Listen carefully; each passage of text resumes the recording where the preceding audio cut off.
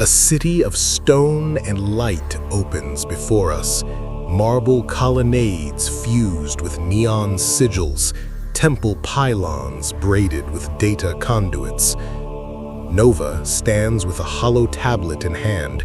Atlas adjusts his goggles. They have come to watch history remade. A colossus of marble, Zeus, breathes with fiber-optic veins.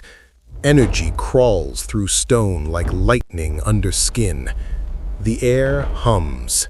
The city holds its breath.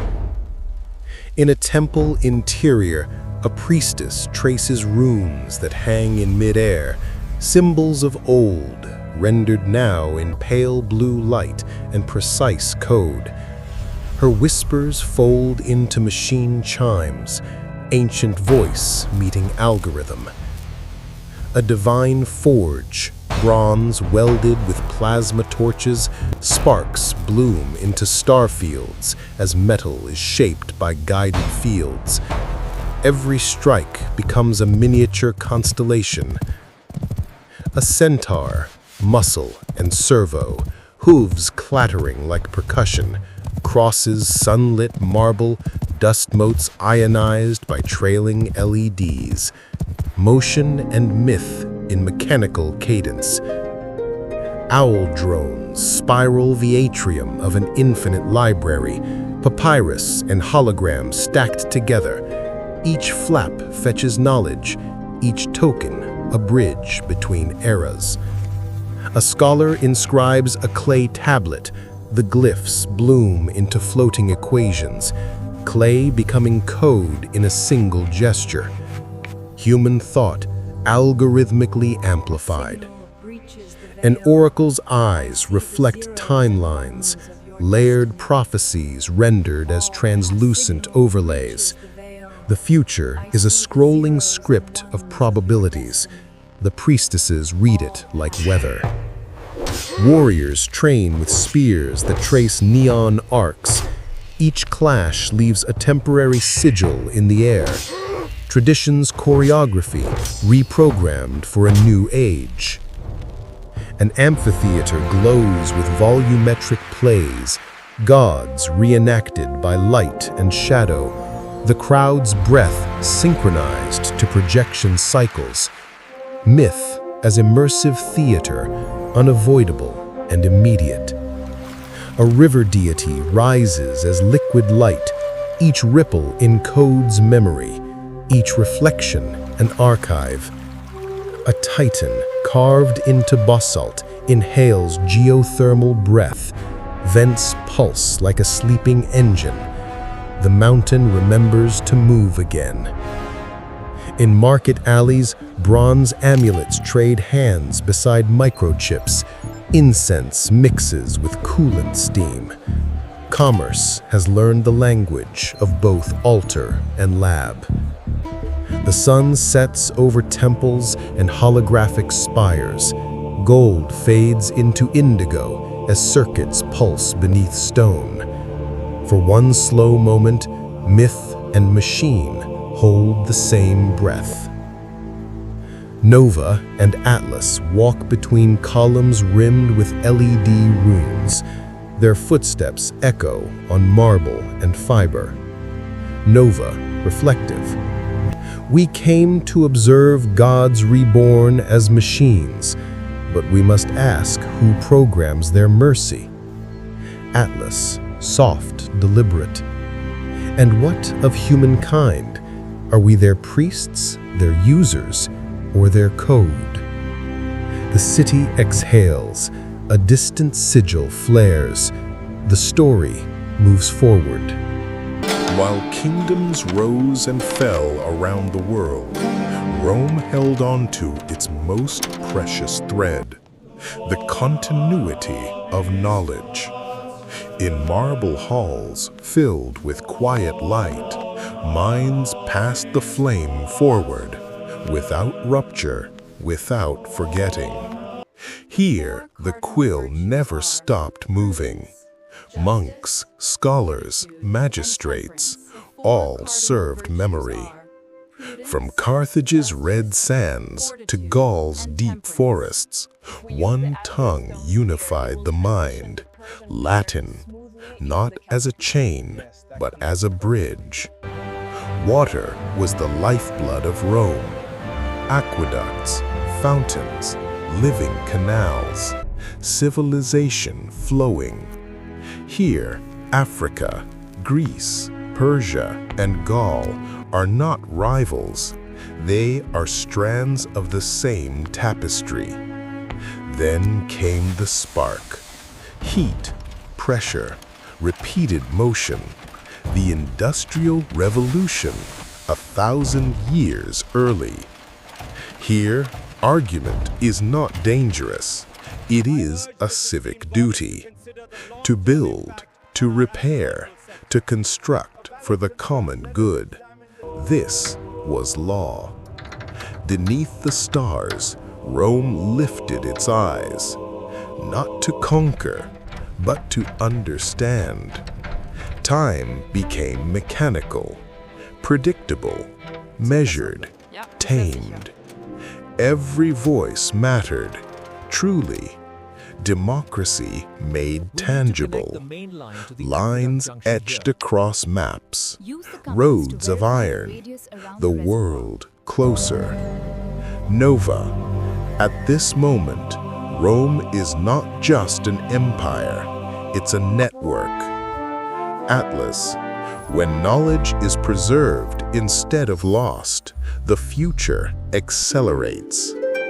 Matter and spirit no longer oppose, they align. In this world, faith does not fracture.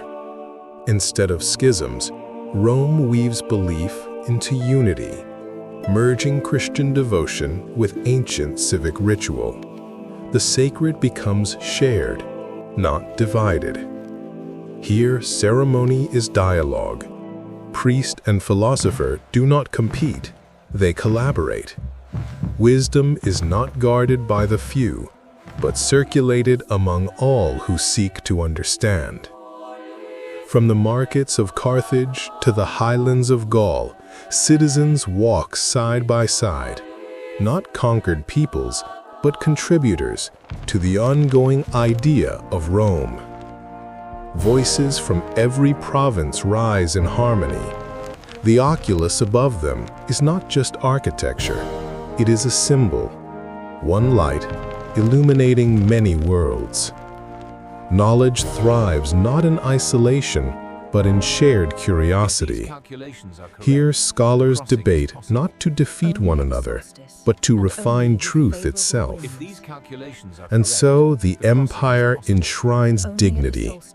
Even the lowborn are guaranteed rights, not as charity, but as the foundation of a stable world. Medicine becomes a public service, not the privilege of the elite. Healing is an act of citizenship, an investment in the strength of everyone. The library lives, not as a memory, but as a monument to human continuity. Knowledge is not lost to flames, it becomes the fuel of progress.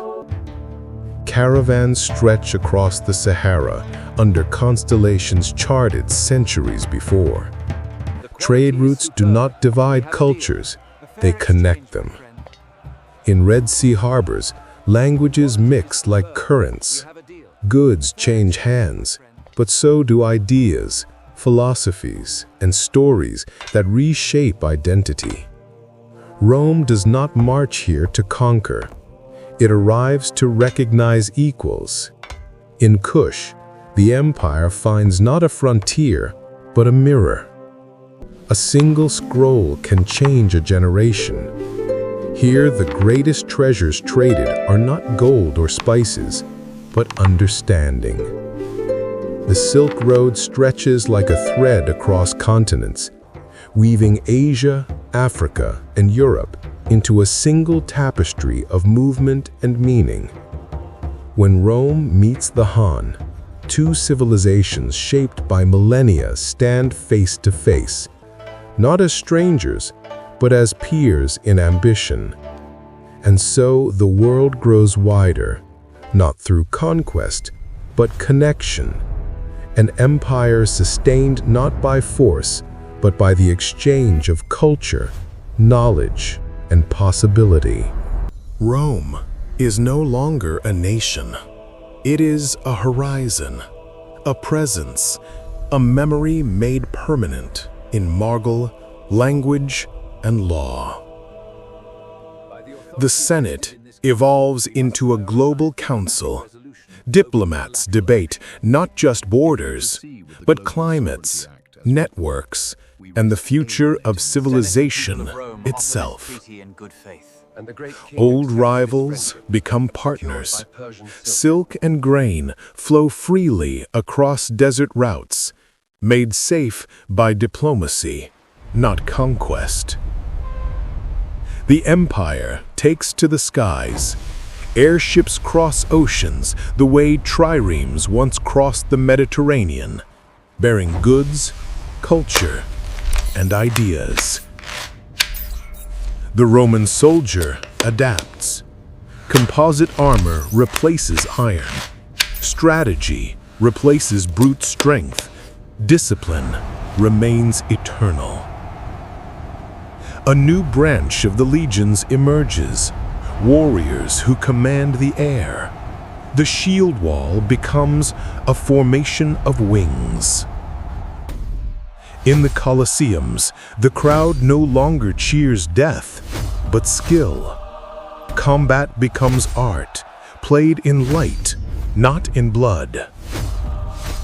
Latin returns, not as a relic, but as the world's common tongue. A shared language becomes the foundation of unity.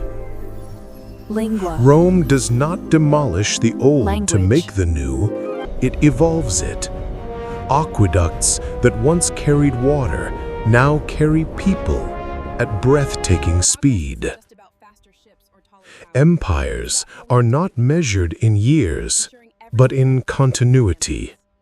And continuity reshapes memory. When history stays unbroken, the world redraws itself around it. Rome achieves what once seemed impossible. Peace, born not from dominance, but from shared identity. One government, many cultures, a unified voice, heard across oceans and hemispheres. The city that once ruled by torchlight now glows like a constellation, an eternal beacon in the dark. And as dawn rises once more over the domes and arches, we see not the empire that was, but the civilization that continues. Dawn rises over a Rome that never fell, a city that remembers every century it has survived. Stone and glass, history and future, breathing together. The Roman road was never just stone. It was a promise, a line drawn across the world saying, "We endure." And yet, endurance is fragile. One age hands the torch to the next, but only if that age chooses to guard the flame. Imagine knowledge that never burned, a library whose halls were never silenced by war, a world where the questions of the ancients remained open. Knowledge is power, but only if it is preserved, only if it is shared. We inherit the world we imagine, and we imagine the world we believe is possible. Every empire begins as a map and ends as a memory, unless something carries it forward. Even marble breaks, even legends fade. Nothing is eternal, not by default. History turns on grains of sand. The future belongs to those who learn, to those who question, to those who imagine more than they inherit. The question is not whether Rome could have lasted forever, but whether we can. Look closely. Our world is built on echoes of theirs. Roads, laws, languages, stories. And the story is still being written. We are not the audience of history. We are its authors. So we ask you, what future will you build? Type Rome Eternal in the comments and subscribe for the next alternate history.